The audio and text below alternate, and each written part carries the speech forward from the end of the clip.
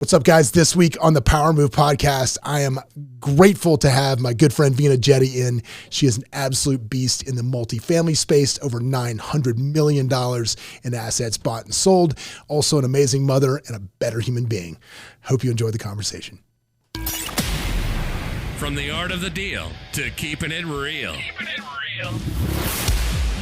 Live from the Simply Vegas studios, it's the Power Move with John Gafford.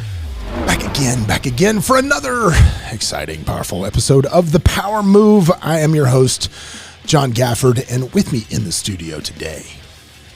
Kids, I'm telling you right now, I got some, man, we roll some ballers through here, some shot callers, if you will. But today, I'm very happy to have my friend, Veena Jetti, who is, look, you see, here's the thing. I don't even know. Maybe, Veena, you can answer this because can I call you a beast? Can I say that? Sure. I can? Because, dude. Why not? I think about you, man, and I think, man, Veena is just a beast, is what I go with. Thank you. Veena is the CEO, founder of Vive Funds. Yes. Yes, correct. Which manages a truckload. A truckload? Is that a unit of measurement, give or take? Give or take. Of multifamily investment properties across the country. And don't just, when I say manage it, I don't mean she's sitting in the coin laundry giving out change. I mean, she acquires these bad boys, like takes them down, hooks the deals up, raises the money, puts the capital behind us, and she owns. I just think about like Gordon Gekko in that car, like Wall Street, when he's like, I own. So that's who Veena is. Veena, welcome. How are you? A little less Wolf on Wall Street, though. Not Wolf. No, the original Gordon Gekko, not Wolf on Wall Street. Oh, yes. Okay, the original. The original Michael Douglas. Michael Douglas, right? yeah, exactly. Okay, when he just breaks out with the I own. Yes, I own. Yes, deal. that's me. I was going to say too, you can call me a beast because it's better than some of the other B words I've been called. I love. In my life, fair. So I'm okay with fair. this Fair enough. Fair enough. So, what did you just ask me? No, I didn't ask it. No, it was like a long, very affectionate given intro. Well, thank you. Is what it was, I felt the affection. I adore you. Yeah. So thank you. So we're lucky enough. Veena is in town speaking at an event, as you tend to do all over the place. You're here today. You were at Ben Humble's event today. Yes. We've had Ben in the room before. Yes. Spoke at his events. Tomorrow you're off to Amy Majori's event. We've had Amy in the room before, so happy to have that. And then, But you're in Vegas right now. Yeah. What are you speaking at right now? What is it? I'm speaking at a multifamily conference tomorrow. Tonight, I'm actually speaking at a meetup. There's like a big real estate Vegas meetup. Okay. I wish I knew the name of it, but I don't. Yahtzee, those things seem to happen every day. There's so many of them. I don't even know the name of the conference that I'm speaking. I just know it's a multifamily conference. I can't remember the name. Multifamily conference is actually the name. That is the multifamily conference. That is actually the name of the whole thing. If that doesn't tell you how many different conferences I speak at, I don't know what will. You're just constantly moving. But before you were Veena Jetti Super One, which you are today, before you had the big S on the chest. Yes. So tell me about, where did you grow up? Start with that. Where did you grow up? I grew up in Chicago. Chicago, Illinois. Good side of Chicago, bad side, the mean streets of Chicago? No, like the suburbs of Chicago, Naperville. Yeah, Naperville, Illinois. The mean streets of Naperville. The mean streets of Naperville. Is where you were. With the upper middle class family. That was it. So you go, let me ask you a question. And I love this question. I ask everybody that comes in this. As a kid, when you were a kid, what was the first hustle? Oh, I started hustling young. I was 3. 3? Yes. And what was the hustle? I started a business. I sold gumballs from a gumball machine that someone gifted me. And the real genius of it, though, if I do say so myself. Okay, so I'm 3. Someone gifted me. You're 3? 3 years old, okay? Someone gifted me a gumball machine. Uh-huh. And I convinced my first investor to invest in me. All right. And I so raised first of all, capital. You raised capital at 3. At 3 from my mom. Okay, your mom backed the business. So yeah, there was some nepotism, I'm sure. Okay. But she bought me the gumballs. You literally were a nepo baby at this point. I was. I really literally was. Were a nepo baby. Yes, exactly. So she buys me the gumballs, and now this gumball machine is like the penny gumball machine. So I remember the red one. Yes. Yeah, I remember. And you put the penny in, and you get your gumball. I would go to people and I'd be like, hey, do you want to buy a gumball? And they'd be like, oh, you're 3, you're so cute. Sure. I'd be like, great, it's a dime. So they'd give me the dime. I would take a penny out of my pocket and hand it to them to put into the gumball machine. So I would make 10 cents and I'd get to keep the same penny that I reused over and over.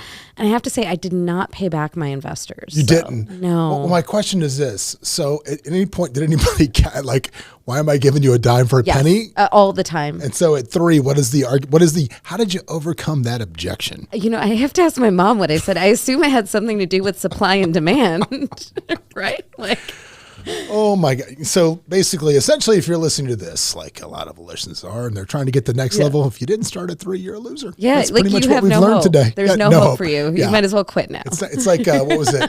There's a commercial on right now for hockey. It's like this guy's standing there watching hockey practice, and the guy's got a baby. And his other dad is standing next to him, and he goes, hockey's not his thing or what? he's 6 months old. He's can't even walk, and you're talking about hockey. But yeah, that's it. So you're hustling gumballs at 3. Yes. And that had to have turned into something steady. Or what was your first job? My first job, I actually worked for UBS, which was an advisory firm. It was actually Payne Weber when I got hired, and like 2 months later, they got absorbed or bought by UBS. Okay, how old was this? I was 16. So Other than like babysitting. So you were in but you were in banking at 16? Yes. Yes. Okay. And you know, that's actually, it's funny how I got into this.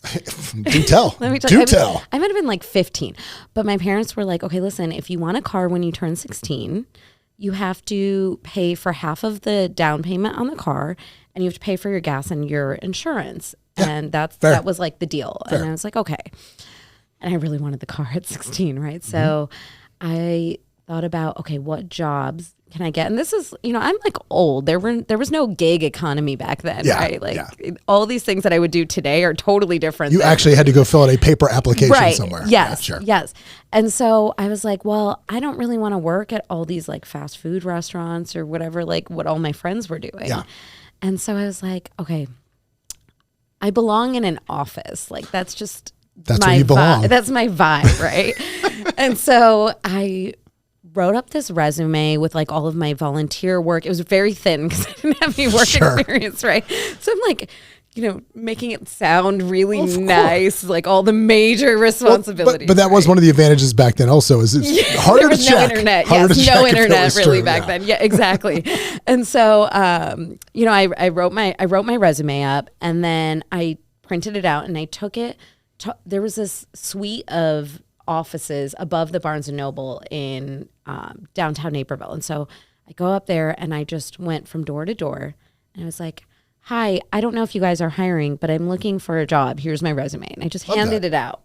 And my bosses back then, Rob and Charlie, they were like, wait, so someone just like walked in and handed us a resume? That's not how this goes. Yeah. And they were like, and she's a teenager. And so I think they just were curious and had to like find out who this person was, right? And so they ended up hiring me as an intern. I was the first intern they ever hired. Now they hire interns regularly, and you know, I'm still grateful. Back then they're just in a side room going, "What are we going to do with this person? Right, we can make her an intern." Right? They're like, I mean, okay, well, I don't know what they paid me, like $10 an hour, $15 an hour, but they gave me commission. Okay. And what did you make commission on? That was a big thing. So they're wealth managers, right? Okay. So every client you bring in, they manage their money, you know, they charge whatever their fee is, and they gave me some percent for every client I brought in. And I brought in, and I had to cold call people. So you're 16 banging the phones on the cold call. Yes. And this was also right after there was like a massive crash because 9/11 had just happened. And so I was like, hi, can I manage your money? Like at 16. No. You know, it was more like, can we set an appointment? Sure. You know, it was like kind of the warm lead for them. But I ended up bringing in like $20 million my first summer. And so they were really happy about that. Of course, they're paying you $10 an hour, right, of course. Right. And then, you know, I got some commission out of it. So it was, for me, I felt like I was raking in the dough. But what that actually really shaped for me was one of my bosses, his name's Charlie Sleazer. Can you imagine being in the financial space? With the name Sleazer? Yeah, isn't that awful? But he was great. He's like still one of my mentors to this day. And he told my parents, because, you know, I was not the straight A student. Like, like most of the Indian kids were all like the straight A student. You were the disappointment at this point. Yes, I totally was. And my parents would be like, we're really worried about her. And he was like, no, send her to the quickest 4-year degree she can get her out of there. She will be in sales. This is what she's going to be great at. Don't worry about her. She will be running a company someday. And so, we still talk about it now. He's like, I already knew that this is where you were going to end up. It's, I say all the time, my son is an exceptional student. Yeah. Very, very, very gifted at it. Tends personality-wise to lean after his mom, which is great, whatever, Right. but very affable, very good with the flow. My daughter, all me. Yeah. Just hell on wheels, 10,000 miles an hour. And I always say the same thing. My son, his goal right now currently is to go to Princeton. He wants to go to Ivy League school, which he probably will.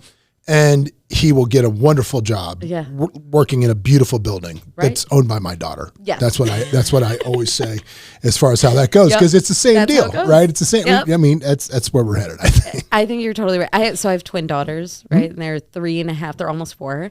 And I have one just like me who will either be the president or a dictator, and I don't know which. And then the other one, she's like my sweet baby. She's my caring, thoughtful, kind. I worry about her more than I worry about my dictator daughter. Like, she'll be fine. No one will get one over on her. She rules with an iron fist. She was 3.5 pounds when she was born, and that did not stop her from ruling everything. It still came out. It's interesting. I want to go back a little bit because you talked about being the daughter of Indian parents. Do you have brothers and sisters? I have one sister who's a partner in my company. Older, younger? Younger by 3 years. Okay, good. Younger by 3 years. So you weren't the victim of comparison. No. Okay, lovely for you. No. Yes. Lovely for you. I have an older sister. That graduated from Florida State like 4.5 years with a master's degree and 4.57 GPA. Underachiever. And she was like 20 when she graduated. Okay, she went to school too. early, but she also worked like 40 hours a week and was like an officer in a sorority. And it was like every excuse you could take off the table for me, just take it off the table. She didn't help you at all. No, not at all. Not at all. Yeah. So I set the bar nice and low for my sister. well, here's the thing though. Did you find, so your parents were born in the States, immigrated here? So they immigrated here at some point. Yep. Okay, cool. 1980. I love that. Yeah. I love that. So did your parents, what was their story in India and how did they come about? I mean, was it? How did they get here? Were they doing okay and then doing better? Or were they doing, was it your standard story? Was it your standard rags to riches story that I love? So it's funny. My mom's side is very educated. Okay. So my mom's grandfather was the first mathematics PhD in South India. Like, very educated, come from a long line of professors on my mom's side. Her family they weren't rich, but they were definitely not poor. And, India has a lot of wealth gap, especially back then. So they were probably on the more well-to-do side, right? Like they had staff and whatever. My dad's side, though, was not as well off initially. So my grandfather didn't even graduate from high school. He was like 14 or 15 when he started working because his dad died young. Got to take care of the family. He was the oldest son, so he had to take care of the family. But what my grandfather saw was the power of education and English. And so he had 4 boys. So my dad has 2 older brothers and then a twin brother. So there's 4 of them.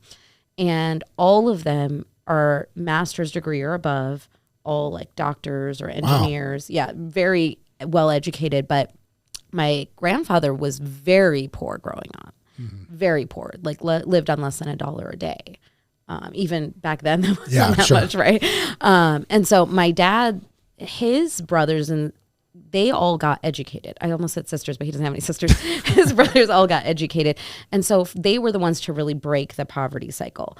My mom and dad met while my dad was doing his master's degree in India. And my mom was a professor at the school. So it's like super scandalous. And they had a love marriage, which is like very unusual back then. Oh, for India. Yeah, right, because it's unusual. Like, you're going to marry this person. That's how it is. Right, it's arranged. Yeah. What do you mean you love them? That doesn't make any sense. What do you mean you've been dating somebody? That's not a thing. Yeah, it was like super scandalous back then. The spoiler alert is they've been married now like 43 years this year. So it worked out. Yeah. All's well that ends well. Yeah. But my dad went to IIT, which is the Indian Institute of Technology, which like anybody Indian listening to this is going to be like, oh my gosh, really? He got to go there? Yeah. Well, because the students that apply into IIT, even today, like they use Princeton and Harvard as their backup schools. So it's like the backup schools. The backup schools, right. You know, like enough. Harvard, your backup. Fair enough.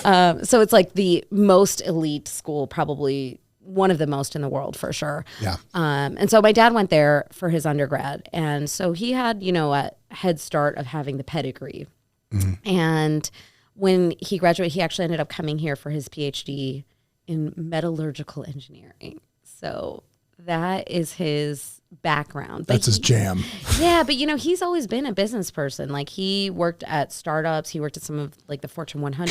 Could you feel some of that history of his background through your childhood? Not just, and I don't mean necessarily the cultural stuff. I mean just the fact that, hey man, granddad didn't even get it to high school. Yeah. So yes. Pressure. No, I think the children of any immigrants in this country probably feel somewhat of that, because there's just this innate hustle for immigrants, especially when they came so long ago, because you don't have a safety net here. Like you have one shot. Like you do not have anything else. Like they came here because they knew they wanted children eventually.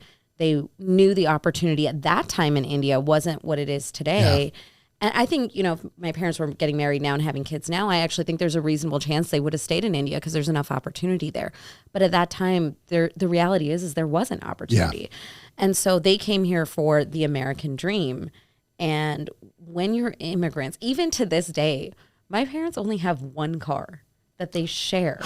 Isn't this crazy? It's just that's the mentality of how they came up. Yeah. I mean, and they've never had a brand new car. My parents have never bought a luxury car or a brand new car. And they're self-made millionaires, by the way. It's not like they can't afford it. Sure. They just don't. It just to them, it just would seem silly to spend that kind of money on that. Right. They're like, why do I need that? And everything for immigrant parents, and I think just Indian parents in general, right, is what can we leave for the legacy, right? Like, what's the next generation? Well, what can the next generation I think the fact that they can ride in the same car all the time says a lot about their marriage. No. I didn't say that. I just said they shared a car. I'm like, yeah, I don't know if I could ride. I love my wife, and me and my wife get along fabulously, but I don't know if I could ride in a car with her all day. No, 100% no. And they also, my parents and my in-laws both live in my neighborhood now. Mm-hmm. So, which is really great because you have really young children. So it works out really well. Lots of babysitters. That's lots of hands. Yes. Do you find that because of that upbringing, because of how you were raised and shaped,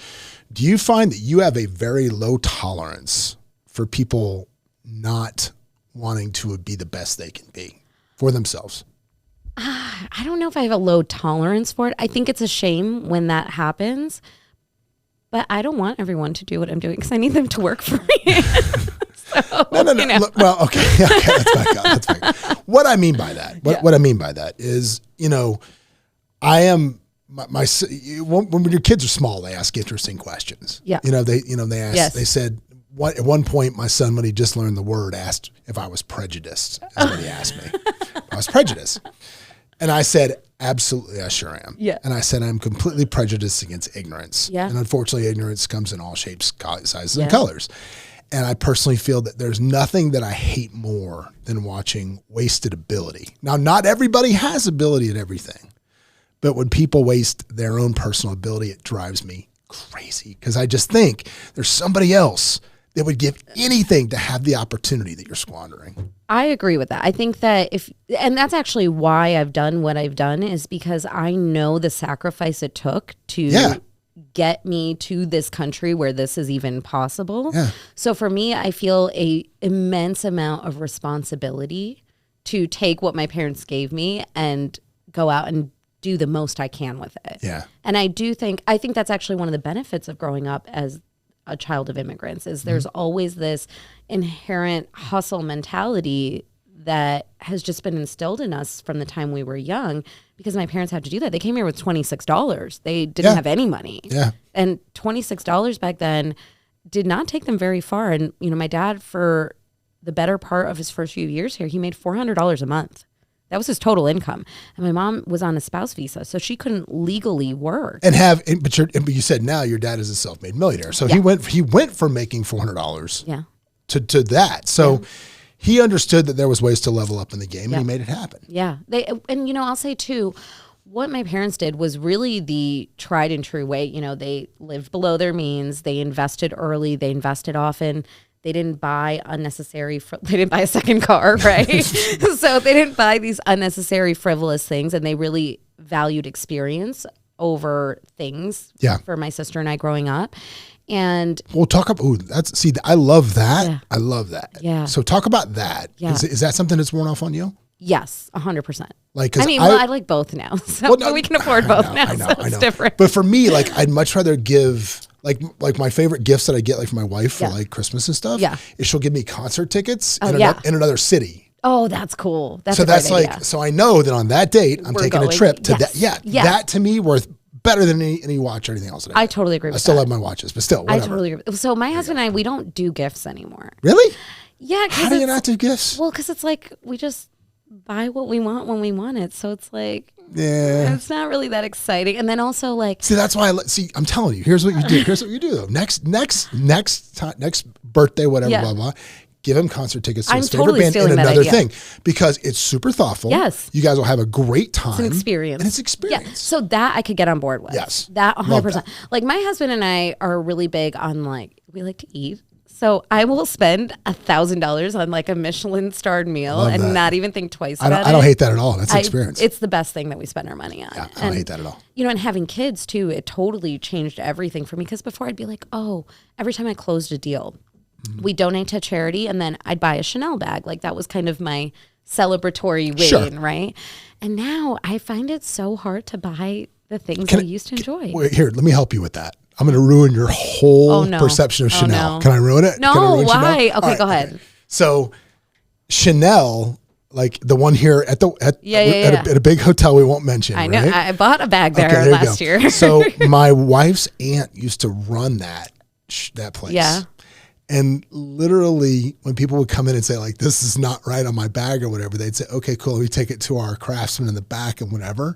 And they would literally roll in the back and just super glue the shit back together. Stop and it happened every day, all day. And the markup on that stuff, like, my wife got, what is it, J12? Is that the black ceramic watch? Okay, with the diamonds? Yeah. I want to say she got her J12 for $1,200 on the employee discount. Brand new. No, she didn't. Yeah, she did. Stop Still has that watch. Stop it. When I saw that, I was like, man, it's not that good. Yeah, I can't bring myself to do it. But you know what? Connel used to have really great quality pre-2007. I'll agree with that. And so I actually really like their vintage bags, because they're I love really that too. great quality. And I think that's something else that has a story. Let me ask you this. Yeah. Let me ask you this, because isn't it funny? So we've been on now for 22 minutes. Yeah. When's the last time you were on a podcast for 22 minutes and nobody asked you anything about multifamily real estate? I don't know. I don't think I've ever been on one. We're going to get there. We're going to get there. But here, one of the biggest fears that I have right in my life is that my kids are going to grow up to be worthless humans because of the level of how much is handed what to we, them. what we can provide them at this point.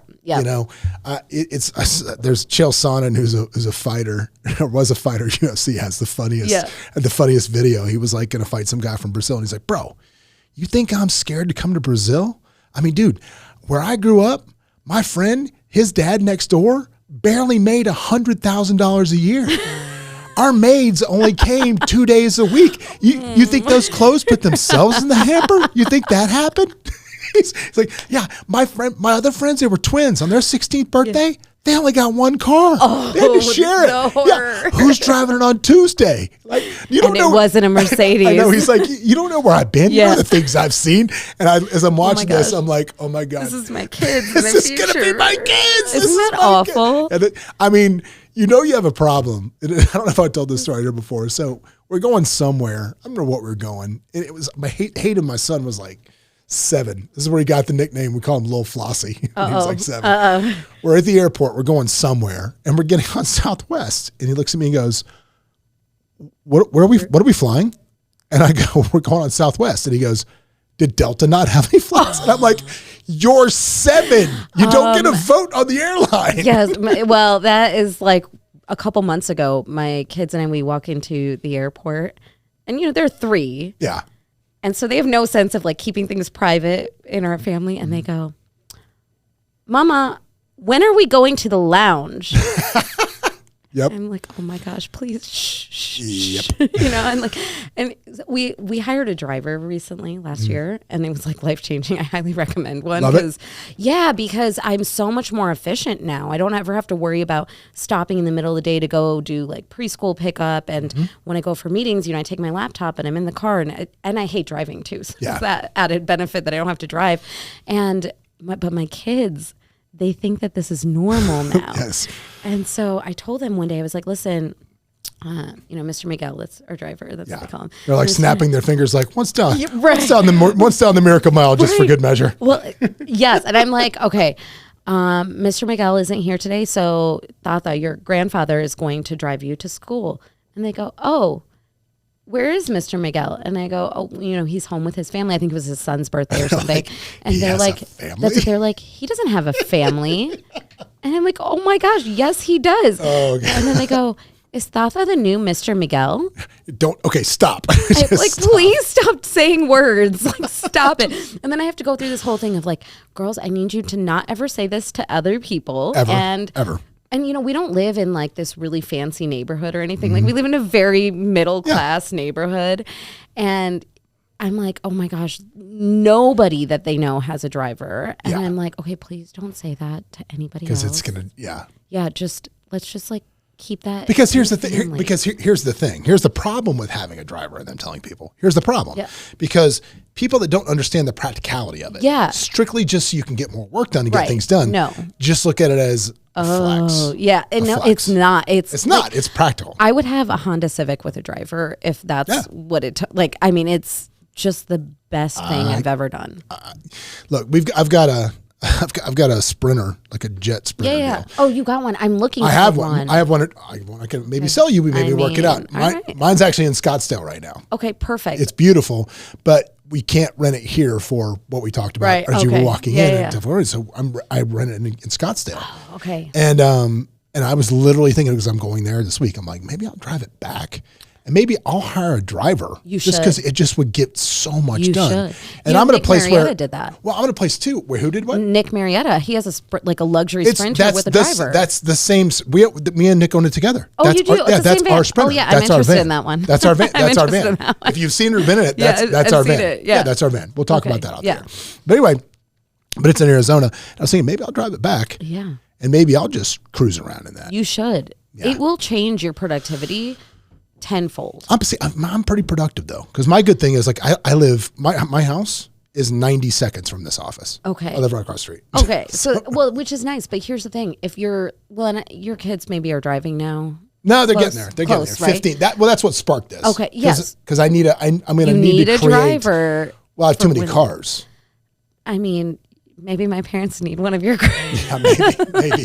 Maybe, but the point is, like, I'm like, where am I going to, like, Hayden's going to be 16. Where am I going to put his car? Yeah, So my wife recommended me getting rid of one of my cars. And I was like, wait a second. Let's discuss getting rid of the kid before the car. Let's not be crazy. Let's do this. But back to the original question. Yeah, so what is your plan? There are 3 now. Yes. They're lunatics about the driver already. Yeah. What is your plan for keeping them well-adjusted human beings and not being crazy, John? Well, so they do a lot of volunteer work now. I love that. So I have them volunteering. I would say at 3, but you're already hustling gumballs at 3. So I mean, they're a little behind the curve, right? No, they had a lemonade stand. So I don't give them things, and I really try not to. They can earn things that they want. And then I don't let them believe they have anything either. Yeah, you're broke. They're like, this is my car seat, sissy, get your foot off of it. And I'm like, no, you're poor. You don't have a car seat. That's mommy and daddy's car seat. We let you borrow it because we love you, but that's not yours. Yep. And so, then they find something more ridiculous. Like, this is my window. Don't look out of my window. And I'm like, no, still not your window. Still not your window. Yeah, still not your window. Get further away from the truth. Further away. The only thing that you have any kind of remote autonomy over is your body, and that's it. Other than that, you can say my toes. Yeah, this is my body. Yeah, and even then, I'm pretty sure mommy and daddy can lay claim to those right now. Right, every now and then. So we do volunteer work. We talk a lot about there are kids that don't have food, and they don't have their mommies and daddies work really hard, but they don't have the things that we have, and it's a struggle for me, especially because as a mom, and I travel a lot, I'm working a lot of hours. I have a lot of mom guilt. And so it's hard because I'm like, okay, I will just like buy the experiences and do the things that like to try to like compensate for my lack of being there.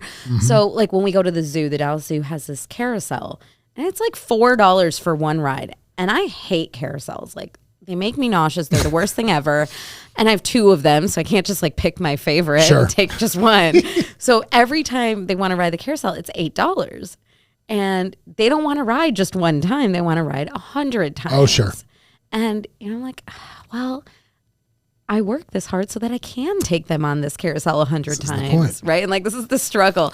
But again, experiences, I'm a lot more willing to pay for those. And then there's a little bit too of me that, because I grew up as a child of immigrants, I had all hand-me-downs and there were certain things I just didn't get. Yeah. Like we just couldn't afford them. Yeah. And so every now and then I do indulge in those. So like, those little like electric cars, those little Jeeps and stuff. Yeah. So, I bought one of those for them because I never had one and I always only wanted one. What they have to share. They have to share, and I bought it secondhand too. So I spent $50 on it, and I was like, "All right, this is it." Because also, too, kids like wear everything and use everything like 2 times before they either outgrow it or they're over it. Yeah, it's done. And I'm like, I'm not going to spend $250 for that little Mercedes thing that they don't need a Mercedes at 3. No. But I do try to teach them how to earn money. We talk a lot about business concepts. My goal is that they're happy, healthy, productive members of society. So I don't plan to tell them about their trust funds. Yeah. But I agree with something you just said that I think is a big mistake in American households. Yeah. Because it was for mine. They don't talk about money. They don't talk about money. Yeah. At all. My parents always did. You have to talk about money. You have to explain to people. I mean, there's been times when, when all businesses take turns and you got to pivot sometimes and do different things. And I find myself talking more with the kids when things are going bad than when they're going good. Because I'm like, look, you need to understand this is what's happened. And this is what we're doing to fix it. We're doing this. We're making this move. This is how we recover. This is how we recover. It's what we do. We move these things around. This is what you have to do. And I think that's been incredibly beneficial. I can tell you one of the things that we did. I love that they have their own little business. What's their little business that they try and run? Well, every now and then they have a lemonade stand. Lemonade stand. Yeah. And I don't give them the materials for it. I make them write me a promissory note and sign it and pay me back with interest. My kids own the vending machines here. Oh, cool. They own all the vending machines. So they do accounting, they do marketing, they do all of that. They bought the machines. I charge them a pretty serious vig on it. I love it. The machines are paid off. So I love it. Yeah, and that's where they get their money. How old are they? My son is 15. My daughter is 16. I'm sorry, my daughter's 13. 13. Okay, 15 and 13. So this will be the first. This will be the first summer that my son gets a job. Yeah, he wants his own gig, and I love it. And he's going to go hustle and figure that out, which is good. I love that. So I'm kind of torn there. Let me get your thoughts on this because I'm kind of torn there because like one of the things about Vegas. And there's a big group of them, and you've probably seen them at some of the events through some of the people we know. But I affectionately call them the crypto mafia. Is what I call these guys. And there's like this gaggle of 25-year-old dudes running around Vegas, like multimillionaires. In $400,000 cars. They just manipulate the internet and they know how to make money. And they just print it. And part of me is like, go learn that. Go figure that out, right? Go figure some of that out.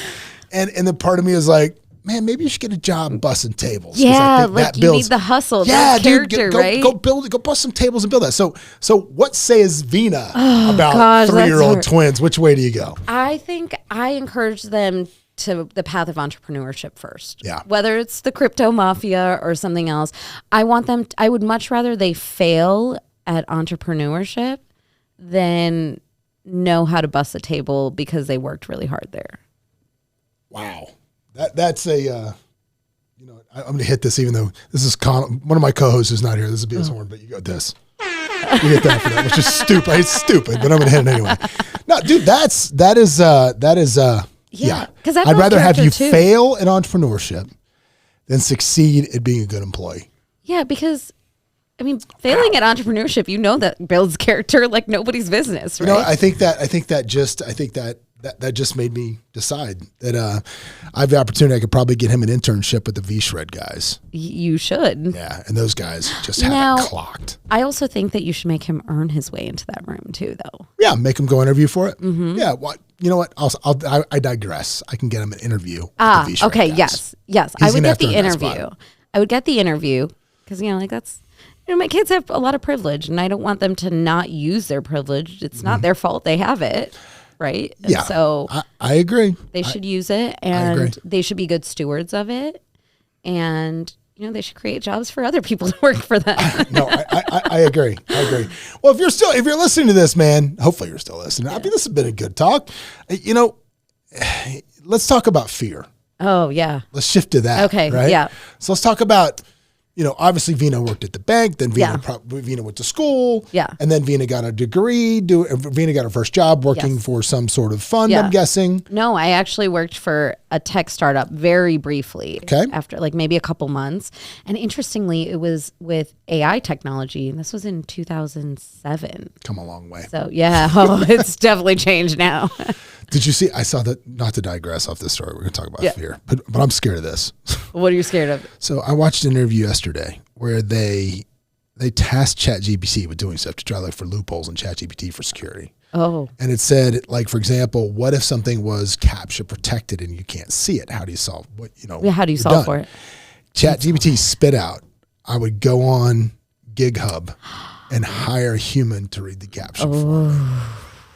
And that's just ChatGPT 4, right? We haven't even gone into the deeper levels.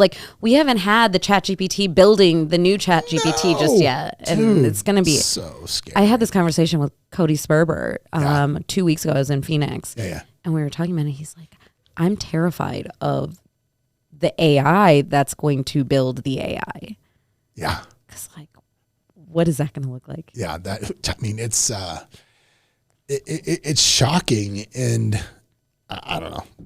Yeah, it's wild. It's a whole different episode. That's what I'm scared of, Veena. But let's talk about you. So obviously, dude, with what you do, how much in assets? What do you have under management now in ownership? Well, we sold 7 last year, and so I have nothing left. I have 5 left right now, which is about probably 300, 400 million. Maybe 300, 400 million. That's it. Yes. Yes. I've bought and sold not over 900 million in your career, over $900 million of cash flowing multifamily assets. You had that done, but it's got to start with an idea. It's got to start with the first one. Yeah, and it's got to start with let's talk about that. I want to talk about the progression of the idea to pulling the trigger to the sleepless nights. I want to talk about that because that's where the magic is. Yes, the stats are wonderful. Yeah, the stats are fine, but the magic is in the fear. Let's talk about that. So I graduated college when I was 20, and I got my degree in finance. And my mom is actually a real estate investor. Can I? Is there any other degree anybody should ever get other than finance? We literally talked about this last week. Because with finance you can do anything. Yeah, you can. But today, I don't care as much if my kids get a college degree. Oh my gosh, I hope they don't hear this because my husband will be so mad at me. He's so traditional when it comes to education. I'm going to digress real quick because we can talk about this. So here's the deal.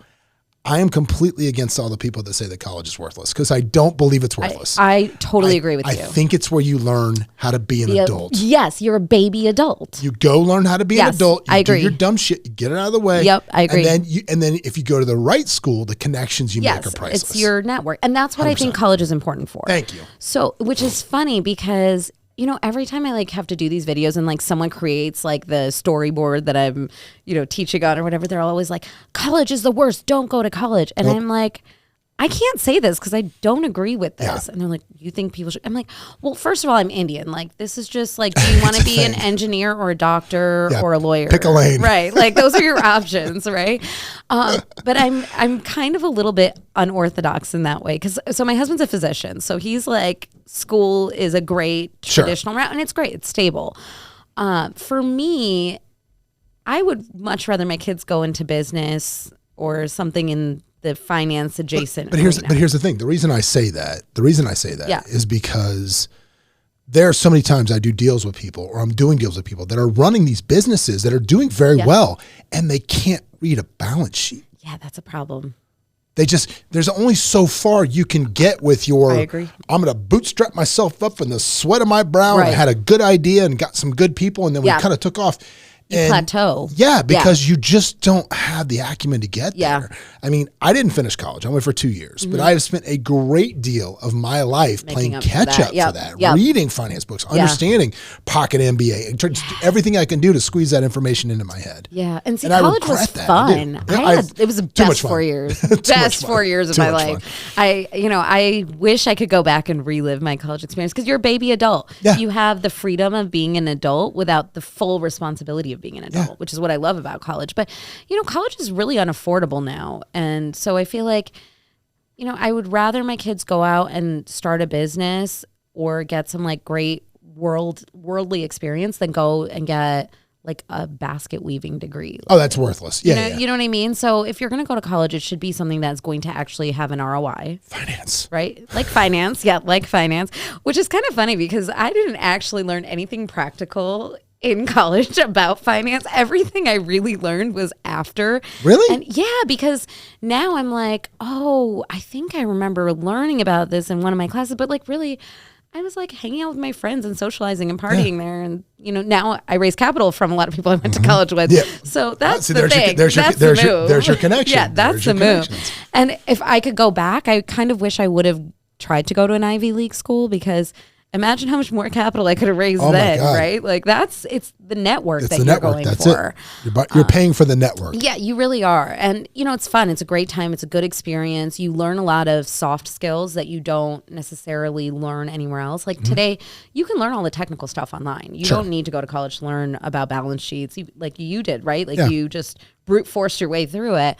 But what you learn is like, how do I stay out till 6 a.m. drinking and also make it to my 8 a.m. class and still pass it, right? Like that's the thing you learn in college, right? For me, I have a thing. It's funny. I have a thing in my book that's coming out and it talks about one of the chapters is there's always a way out. Yeah. Right.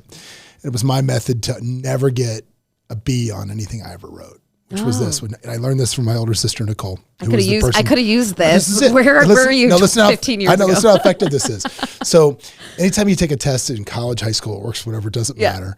As long as it's subjective. Yeah. If it's content you're writing on, if it's anything you're writing, anything is subjective. No facts. Not Scantron, ABCD. This is subjective work. Right. About.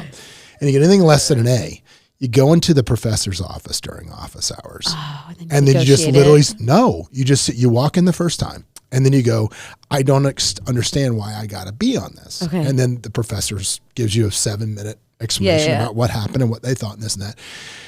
I'm still not getting it. I'm sorry. Can you explain it again? Mm-hmm. And you just beat them down for an hour. I mean, literally, you burn every second of their time they can. And then you end with this. You end with this. Oh, there's an ending. There's an ending.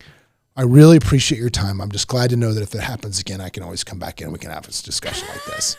They're so terrified to give you a B again. You never will because they know you'll come back. This is called grit and perseverance. Yes, because they value their time more than they value if they really agree with you. This is brilliant. And I can't believe, I think I employed these like negotiation strategies early on. Yeah. But I wish I would have known that. Grind it down. I mean, now the way to do it is really go to ChatGPT and write it. Right? Oh, isn't that the answer now? Yeah, I love the one. Speaking of the least popular guy on the planet, was it some guy in college wrote a program to determine if a paper's been written by ChatGPT? And for real. And it's like, this is the least popular guy in the history of college. Right. This is like when that plagiarism software came out. That was like my era. Yeah. And I was like, really? But I was like the last class that made it through college before that came out. So all of my papers, in our business school, we'd just hand them to we had like a whole system and we'd hand it to the next class. Yeah. Right. Like, so we'd have like the exams and then we'd hand it to the next class and be like, be a good steward of these. Right.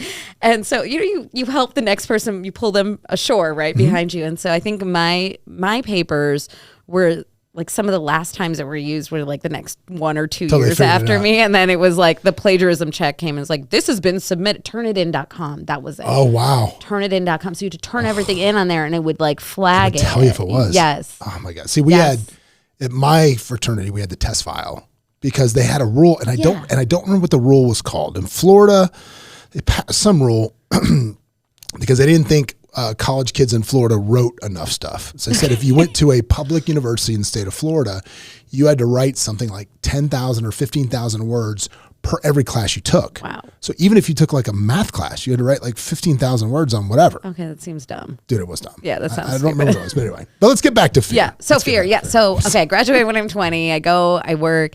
I ultimately end up in corporate real estate. But when I graduated, my mom wanted me to come work for the family business, right? Because she's a real estate investor.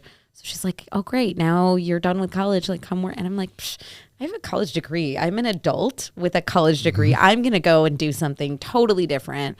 And then ended up in corporate real estate, worked for some of the largest real estate holdings in the world. And in 2012, I paid taxes being married for the first time. Oh, yeah. That's fun, huh? And we were both W-2 earners. Oh, wow. And, he's a doctor. So we were in the very tippy top tax bracket.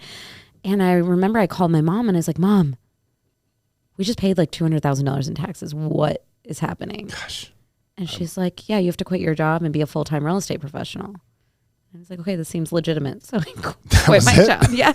I was like, okay, that makes sense. And, it's the thing that the wealthy in this country understand, that the average person doesn't. It's not how much you make, it's how much you keep. Yep. Right? It's better to keep 100% of $500,000 than to make $600,000 as a W-2. Yep. Right? Because you're going to pay 37%, right? Or at one point it was 39.6 or whatever it was. You get killed. Yeah. And so I was like, okay. And, I was young. What did I have to lose? If it didn't work out, I'd just go back and get a job. Yeah. Like, problem solved, right? And so I quit my job. I started buying single family homes because I didn't know that people could just buy multifamily homes. Like, I thought that was for Oprah and like rich people, right? Like, Right. I didn't know that the Veena Jettis of the world could buy multifamily assets. So how many single family homes did you buy before you switched over? I don't even know. Dozens. There was a week where I bought 5 Okay. in 1 week. And that was the turning point for me because I was like, I really hate this. And it's not scalable and it's not efficient. And even if I find 5 deals a week forever and ever and ever, I'm going to buy 500 plus doors every year and that's it. How can I get to 10,000 doors or 50,000 doors or 100,000 doors? It's not scalable. And there's a lot of expense in inefficiency there. Stop. The reason I'm going to stop you, this is why I'm going to stop you. Okay, tell me. Because a lot of people probably just heard the last sentence you said. Yeah. And they're thinking to myself, they're thinking to themselves, let me help you out, listener. I'm going to help you out because you're listening to this. They just heard you say, I can only buy 500 doors is what they just heard you say. Being super efficient. Being That's super all efficient. I can buy. I can only buy this. Yeah. When 500 doors in a year is probably so far beyond what most people would even think of in the first place. Yeah. So the question is that something that was innate in you or is that something that you just saw and developed? What's the difference? Oh, that's a good question. Yeah, that's the difference. I think it was partially innate. Look, here's the thing. If I'm going to work hard, like either I don't want to work at all and I want to be super lazy and not do anything, or I'm going to work hard. And if I'm going to work hard, I want to do it at the top level. Otherwise, it was just a waste of my effort. Yeah. Why would I work at the same output and make $100 when I can make $1 million, right? That's how I see it. So it's exponential, the growth too, because going from 0 to 1 door is the hardest move you make. Yeah. Going from 1 to 2 is easier. 2 to 4 is easier. And it's an exponential growth curve. It's not linear. And so I figured, okay, if I'm trying to get to scale and I'm trying to buy let's say 10,000 doors a year, but I'm making this number up, but let's say it was 10,000 doors a year. Okay, if I end up buying 1,000 a year, that's still pretty good. If I ended up buying 500, that's still pretty good. But if I anchored myself to that 500 doors a year, then maybe I'm going to buy 200 or 100. It's the 10X method, I believe you're going with. Yeah, I guess so. Is what it is. It's the Grant Cardone. Set 10 times goals, and if you miss it, you're still doing all right. That was a great impression. Just do that. Yeah, no. It's Don't buy a house. Terrible investment. Give me your money. I don't agree with Send that. me your money. Neither do I. But yeah, no, that's the thing is like go big or go bigger. That's it. Those are the only 2 moves. All right. So single family, not scary. Not scary. It was scary when I did it. Really? Single family homes? To buy the first one, you weren't freaking out on it. I wasn't freaking out because I grew up around it so much. And look, here's the question I always ask myself every time that I'm getting into like a space where I'm like, oh, what am I doing? Like, why is this happening? Right? Is not all the reasons why I should do it. It's what happens if I don't do it. Right. And I wanted a certain level of financial security and financial freedom for not just me, but for my husband too. I didn't want him. Like, it's not fun if I can travel the world and sit on a beach in Fiji and my husband has to be at work. Like, that's not fun to me. It depends on how much age your husband. I was going to say, yeah. I mean, I like him. That's the thing. You like him, so for now. Ask me again in 10 years and I'll see if the answer is still the same. That's it. But that's the thing. Is like, I wanted the freedom to do that. I wanted the freedom of my parents and my in-laws to be able to come with us. And they can't do it if they're working beyond their retirement years because they can't make ends meet. So for me, it was this goal of having financial independence, not just for me, not just for my husband and I, but for my parents, my in-laws, my kids. I wanted to build generational wealth for generations that hadn't been born yet. So question about that. Do you see that as running fast towards a reward or running away from fear of failure? And which one motivates you more? Are they different?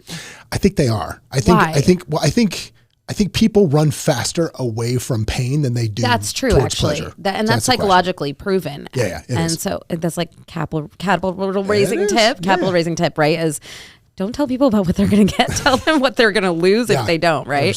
100%. And so, when I think it's probably, I don't think I ever really fear failure in this sense. Like, now my fear of failure is really like, I have to wait 15 more years to find out if I ruined my kids or not, right? Like, that's what I'm worried about. I think they're going to be fine. I hope so. I hope so. But it's like, that's the thing I worry about the most is like my biggest fear right now is what if I don't maximize my impact on other people? Mm-hmm. Like the financial goals they're fine. Like, they're great and it feels good to check them off.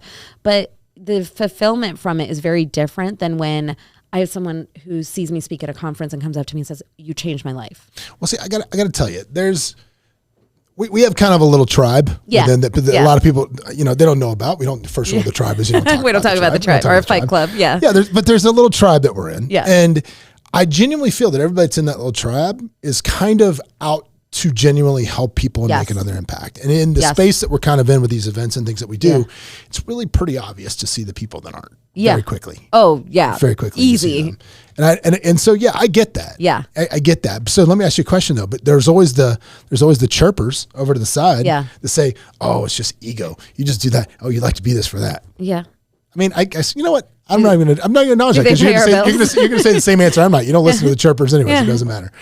But when I'm really interested in that first moment when you made the jump from single family to multifamily, because that's a big deal. Yeah, that was a big deal. That's a big deal. That was a big deal. Scary. Yeah. Oh, it was terrifying. I cried every night for 6 weeks. So here's the deal. But here's the thing, man. There's somebody listening to this right now that's trying to make a decision if they should jump headfirst into X, whatever it may be. Yeah.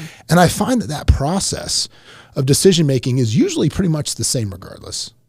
Yeah. So let's break down your first big move. Yeah. So first it was realizing I hated what I was doing and that it wasn't going to work for my long-term goals. Mm-hmm. Right. So I think having a clear understanding of where you want to go is probably the very first thing, right? Is like, you can't decide on a route if you don't know where you're going. So I like to start at the end and work our way backwards, right? Like, you can row faster and faster and faster, but if your boat's pointed in the wrong direction, then what was the point? To a boat with no destination, no wind is favorable. Yeah, Seneca, exactly. one of my favorite quotes. Exactly. And so I knew where I wanted to be. And now, of course, that end goal has changed many times since then, because every time you check off a goal, and target moves. The target moves. And this is like true entrepreneur spirit, I think. And I remember too, one of the things my mom had said to me when I was really young, and my parents did a really great job of instilling confidence in us and, the can-do attitude. But one of the things my mom said, and I still remember it, is when I was like 14, I was being like super sassy, more than usual, which was pretty high to begin with, but like it was like extra.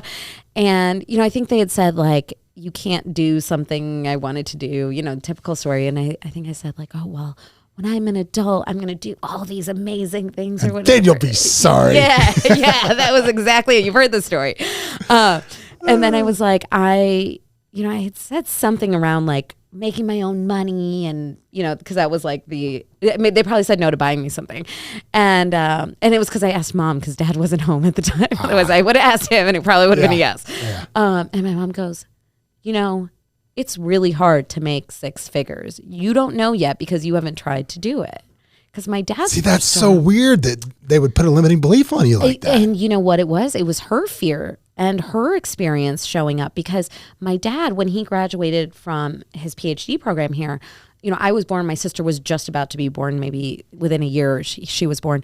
And my dad's first job, he made $45,000 a year, which this was in the mid 80s, late 80s. So it was, it was a solid salary, but it was not a ton of money back then. When interest rates are 17.2% to buy a house. They actually were. They really were. And so my parents, my mom said that to me, and I it's weird because I don't think she even knows that this still sticks with me now. Well, she's obviously listening to this, so clearly, she's going to know now. She's your number one fan. She's the president of your fan club. We are huge in the greater Frisco Indian community. Huge. I've heard that. You're all the rage there when they find out I'm on this podcast. Yeah, it's going to make you. It's going to make you for sure. I think so.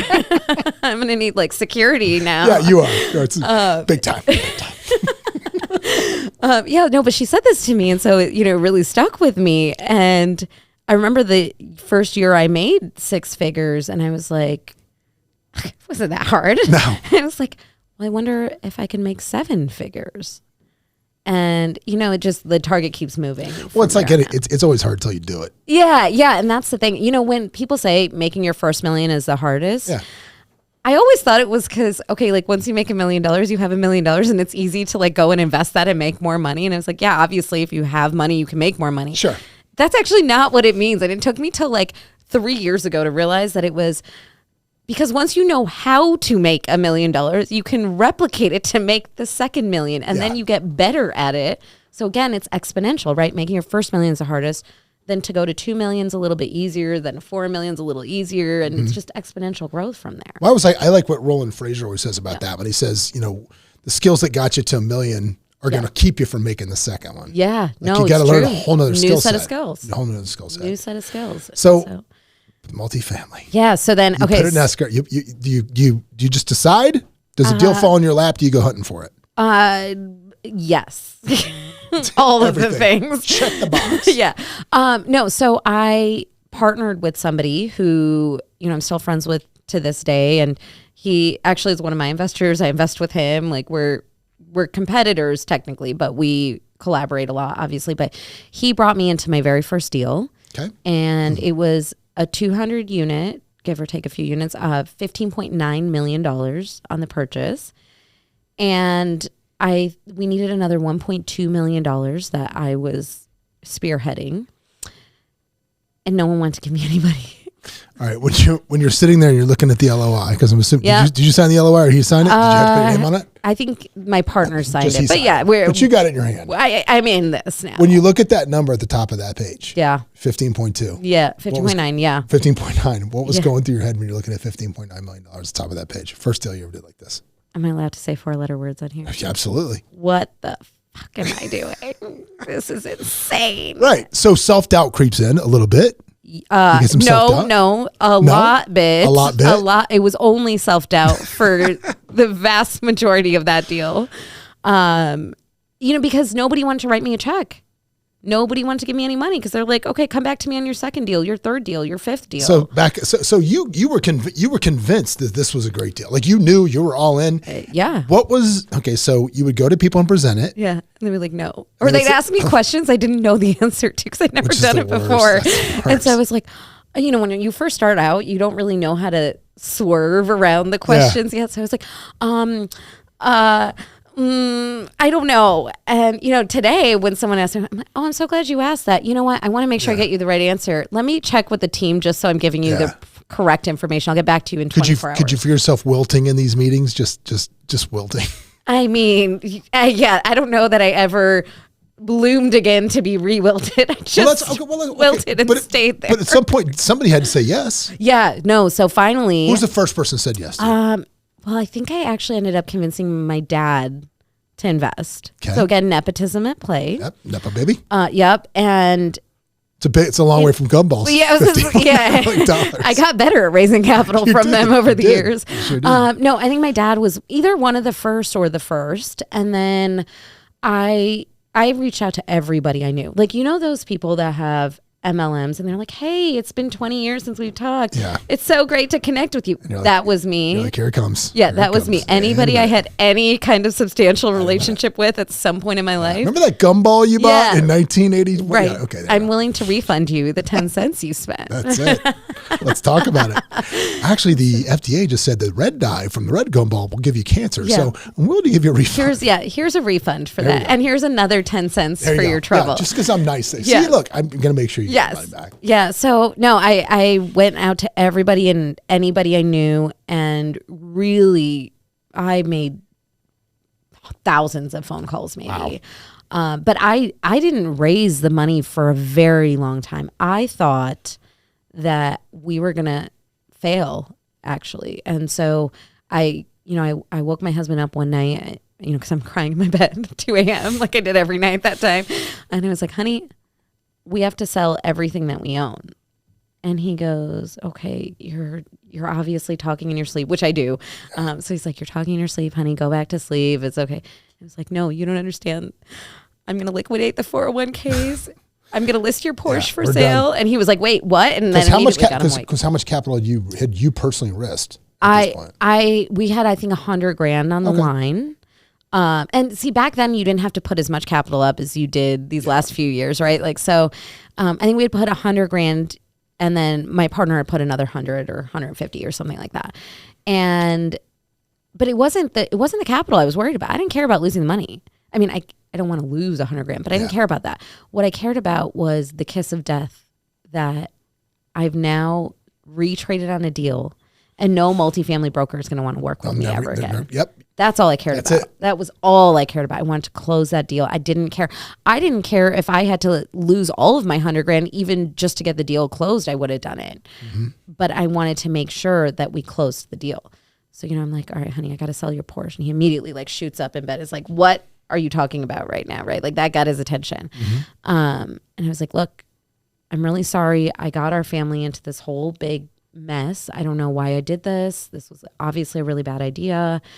But I really need to close this. And so I have to put everything we own, everything. But you got white knighted. You didn't have to actually do that, correct? No, but I was fully prepared to. I was fully prepared to do it. And you know how you married the right person is when he goes, okay. Whatever we need to do. And if it doesn't work, I was like, what if it doesn't work? He's like, if it doesn't work, we'll start over. Yeah, is what it is. Okay, this seems like a great plan. We'll just start over. And back then too, listen to your spouse. I know. Every now and then I listen to him. I've had 2 deals go south, like big bad transactions go like 7-figure bad in my life. I've had twice. That's happened. Twice this happened. Yeah. And both times my wife was like, nope, from the get-go. And I was like, no, it's going to be fine. It's going to be fine. It's fine. My husband did that on the one that I've had. And it wasn't a multifamily deal. It was a different business, but he was like, really? This is what you want to do? Okay. Yeah. Not a good idea. Oh, no, my wife's very, like, nope. Oh, yeah. No, my husband's like, we're doing it anyway. No. He, happy wife, happy life, that whole thing. So he's like, whatever you want, honey. But looking back, I wish I had listened to him, because, man, it would have saved me a lot of money. But yeah, so I was ready to risk it all, put it all on black, right? And so I did end up raising the capital. My very last investor in was actually one of my parents' friends. Mm-hmm. We call him Uncle because I grew up around him, and he wrote me the remaining check. And man, without him, I don't know that I would have been able to get over that hump on my own. And so he really helped me. And then he started introducing me to other investors. And, again, it was a little bit of nepotism because he wanted to see me successful. But you did a good job, and you got to a point where the things were working. Yeah. And he made a lot of money on that deal too. Yeah. We exited it 3.5 years later and made a ton of money. Actually, month 15 on that deal, I returned 40% of capital. That's awesome. So it was like a home run win for investors. That's awesome. Well, if you had to sum up one thing that you would say for people trying to overcome fear that they're trying to overcome, what would you say? In hindsight, right, with hindsight being 2020, my fear really should have been if any one of these difficult situations stopped me from doing this. And so it shouldn't be the fear of failure. It should be the fear of not trying. Better to regret things that you have done than things that you never will. Yes. I agree. Yeah, because you can never be great if you don't try. I agree 100%. Right? Isn't that the Michael Jordan quote? You miss 100% of the shots you don't take. 100%. Yeah. That's it. Yep. And I think too, what I've realized about myself recently in like the last 2 years is in this society and like this country, we have a lot of really unhealthy attachments to money that are really tied to like emotional well-being. And now, since being in our little fight club especially, that has leveled up my mindset in ways that I couldn't even imagine. Like, you know, in that group we were talking about like, who has a plane that we can buy before the end of the tax year to solve a tax problem? Sold ours. Right. See, like, so these are the conversation. I'm like, oh my gosh, this is like a normalized, like no one is laughing about this. Everyone's like, oh, let me help you solve this real problem. And that's crazy to me. And so I think it's like when you are in these rooms, like better rooms, more money just means different problems, bigger problems that you're solving. And so I think it's just like having that mindset is really, really powerful. And I underestimated how powerful that was. Yeah. And I now see money as just a tool. Love it. Like it's just a tool to get where I want to go. And I always said that, but I didn't act in accordance with that. Yeah. I think it's really important in goal setting. Yeah. To not make it about numbers, to make it about, tell me about why. Yeah. Tell me the life. What's your why? What's the design? Yeah. Tell me that. Yeah. And it can't be just like, oh, I want to do it for my kids. I mean, no. So what do you want to do for what is it do you want to do? Yeah. So for me, I set a goal that I want to impact 10,000 other people that want to be in multifamily but are scared or don't know where to start or don't know how to level up. Like, you know, you do 1 or 2 deals, maybe you do 100 million, you don't know how to get to that $1 billion mark, right? So I want to impact 10,000 people, which is a big goal of mine. For my kids, like I said, I want them to be happy, healthy, productive members of society. But more importantly, I want to give them enough money to do something, but not enough money to do nothing, right? Like the Bill Gates method. Money to do anything they want, but not enough money to do nothing. Yeah, I want them to go out. I want them to take risks. I want them to do things unconventionally. I want them to travel the world. I want them to meet new people. I want them to help other people. I love that. And, you know, it takes some amount of a safety net to do that. Love that. I went to the Taylor Swift concert a few weeks ago. It was so good. I cannot even with that. Do you know those tickets were so expensive? I mean, like, they were so expensive. That's why I had to do a multifamily deal to buy those. Oh my gosh. I don't get it. I don't get it. Okay. Let me tell you. It escapes me. I don't get it. Let me tell you. She is a beast. Okay. She performed for 3 hours and 15 minutes without taking a break. I'll give you that. Her production was phenomenal. But she has built an empire around community. Yeah. Right? She's going to make $600 million from this tour. 52 concert tour. It's insane. It's insane. $600 million. And I was actually there with a good friend of mine. And her husband are both super specialized physicians. They're amazing. And, you know, I'm sitting there, I'm looking around and I'm like taking it all in. And I turn to her and I say, hey, Kate, when you see this, because she has 3 young daughters that are 5, 4, and 2. Mm-hmm. And I was like, when you see all of this, when you're here and when you like look here, do you think about or see your daughters? And she goes, oh yeah, like, you know, taking my kids to this concert, or the one day they're going to be here going to this concert. And I was a little taken aback when she said that, because I was like, no, because all I could think about was my daughters, and I'm like, they could be the next Taylor Swift. Sure. And that's all I thought about. And I was like, no, like, what if they're the next Taylor Swift? And she was like, oh, but that's a really big thing. And I was like, yeah, but why should our limitations restrict them from doing something great? Because my kids, they have a blank slate still. Do whatever you want. Know what they're going to do. Whatever you want to do. And so I just think like having that mindset shift is huge. And like for me, I want my kids to do something that big. Because they can. They have every opportunity to do it. There's no reason why they can't or shouldn't do something. Which again, that comes back to the only thing I'm prejudiced against is people that don't take advantage of every opportunity that's given them. Yeah. And especially like my kids, right? Like I don't want them to see opportunities and not take them. Yeah. And I want them to take risks. And I'm okay if they fail. But I want them to know they're always going to have a loving, stable place to land. and we'll always cheerlead them and help them pick up the pieces and, go back and work twice as hard the next time. I love it. I love it. Yeah. Well, we got to wrap this up because speaking of kids, I do have a lacrosse game I have to get to here shortly. But guys, I know that immediately once this gets out, the greater Indian population of Frisco, Texas is going to demand we do a part 2. Probably. So at some point, I promise you, I will get Veena back in. Yes. We'll dive more into the business stuff. But fascinating conversation. Thank you so much for coming in. Thank you. I appreciate it. Man, it's always, I love when we can drop nuggets for people and hopefully get them to the next level, whatever we're trying to do. Yes. All right. Just do it. Well, cool. We'll come back and see us again. I will. Thank you. Guys.